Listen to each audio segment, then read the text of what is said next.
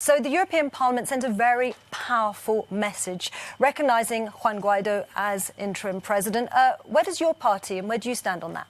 Well, we didn't vote that resolution. We abstained on it. Not because we have any sympathy for the Maduro regime, which is basically driving the country into the abyss, but also because we do not believe that, well, self-proclamation is the right way to ensure a democratic transition. So instead of doing like President Trump and taking sides, basically, I think the European Union should rather propose its mediation and try to find a negotiated exit to this crisis. Quite obviously, as far as we are concerned, the Maduro regime needs to go, but what we want is a peaceful transition. And right now, I'm not sure that this is the way we are headed. So do you think that move was dangerous? Do you think it was a dangerous move by the European Parliament? It was not only dangerous, it was politically motivated. I don't know why, but Venezuela has become a sort of totemic thing between the right and the left in the European Parliament, and I'm not sure that this serves any good purpose. The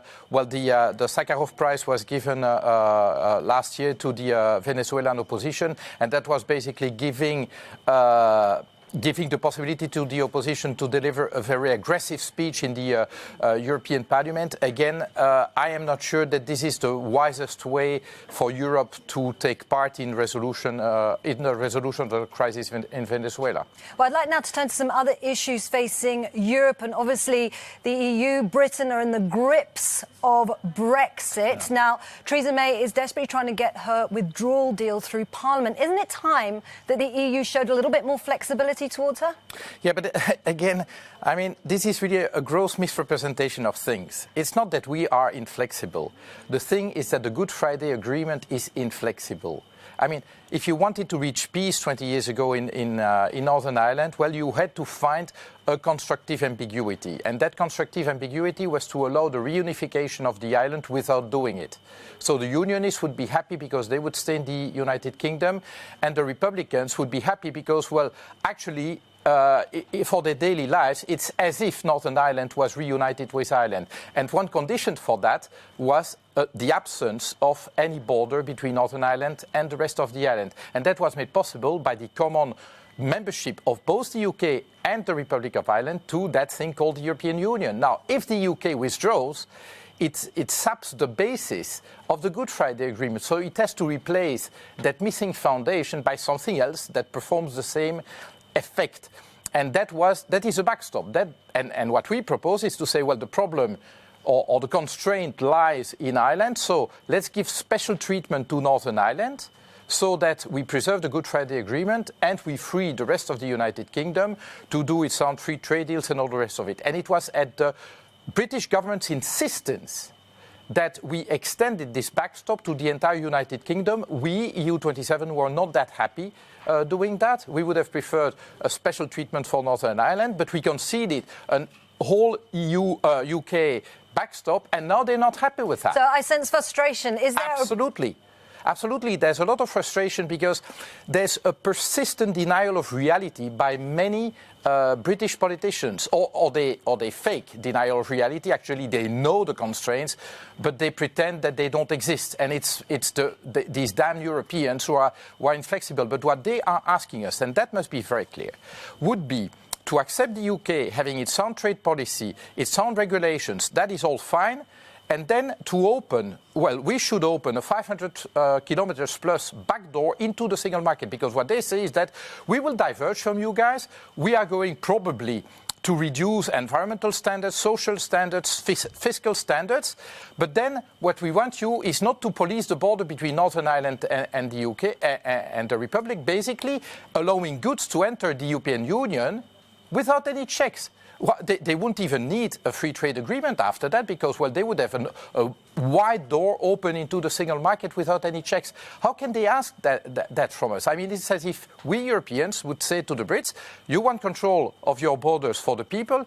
We agree with that in principle, but we ask you not to control them. So any person stepping into the UK would not be controlled. They would never accept this. Well, why should we accept free trade of goods without any controls when they diverge? Another thorny issue that is facing the European Union, obviously, is these European elections, which are really around the corner. And populists are expected to make big gains. And many are arguing that with those gains, the EU could start to be destroyed, wrecked from within. How much of a threat is that, in your opinion? Well, actually, the inroads of the national populists have already started last time. I mean, they are present in 4 political groups in Europe. That is the ENF group, where Marine Le Pen and co are sitting, the EFDD group, where Nigel Farage and co are sitting, the ECR group of the British Tories, where the Polish PiS is sitting, and the EPP group, where Viktor Orban is sitting. So, I mean, they have invaded many political groups in the European Union. So invaded, that's a very strong word, isn't it? Yes. Are they not allowed to hold these political beliefs which are represented by a lot of people in Europe? No, but they have full legitimacy holding whatever beliefs they want. The point I'm making is that traditional parties, and especially the European People's Party, the biggest grouping to which Angela Merkel, Jean-Claude Juncker belong, well, that group has allowed far-right ideas and far-right parties to basically become members. Of course, you might say Viktor Orban, when Fidesz joined EPP, did not lead a far-right party, but it has become one. And, well, then you have to make a decision. And that is the problem. And on the left, I mean, when you look at... So should Viktor Orban's party be kicked out of the EPP, in your opinion? Well, I think that if EPP wants to be a bit consistent in its policies, then of course I do not see how Viktor Orban belongs there. But so you very see quickly, sorry, let me interrupt you very Yeah. quickly, but obviously you represent the Greens here. Yeah. So will the losses of the potential losses of the EPP, the Social Democrats as well, could that be the gains for the Green parties in this election? Well, actually, I think so. And when you look at the elections that took place in October in Bavaria, in Luxembourg, in Belgium, what we witnessed there is that for people disgruntled by the neoliberal policy making that we've seen the last 30 years in Europe, you might have thought until then that the only alternative option was the national populists. And what appeared then is that the Greens provide also a credible alternative. And yes, indeed, we might gain in the next European election. The thing is that I do not believe that the national populists will have a majority in the European Parliament. But actually, this sort of condominium that we had between EPP and the Socialists, where EPP set the line and the Social Democrat, in exchange for a few positions, would support that line, well, those 2 groupings won't have a majority. And then, well, maybe Liberals and Greens will exert bigger influence. But rest assured that, well, I would say that those committed to the further improvement of and construction of the European Union will still hold a majority after the election. We are working hard on that, but I'm confident. When I talk to people, I do not sense that a majority of European citizens want to get rid of the European Union. Most of them want to see a different direction in policy making in Europe. OK, well, European elections are a defining moment for Europe. Thank you so much for joining us, Philippe Lamberts from the Greens European Free Alliance Group.